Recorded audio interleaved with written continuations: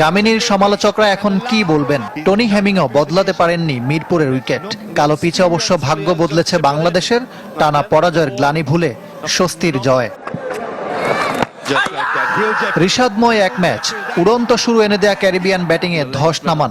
প্রথম 5 ব্যাটারকে আউট করেন 41 রানের ব্যবধানে। এই ফরম্যাটে আগে 2 উইকেটের বেশি নিতে না পারা লেগ স্পিনারের ক্যারিয়ার সেরা বোলিং, 6 উইকেট তুলে ম্যাচের নায়ক। তৃতীয় সেরা বোলিং ফিগার, প্রথম ডানহাতি স্পিনার।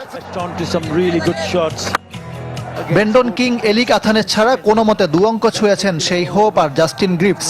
প্রতি বলে বলে বিপদ তৈরি করা স্পিনারদের পাশাপাশি মোস্তাফিজও কার্যকরী। 51 রানে শুরু হওয়া বিদায়ের মিছিল শেষ হয় 133 রানে। ব্যাট হাতেও ঋষাদ অন্যদের চেয়ে আলাদা।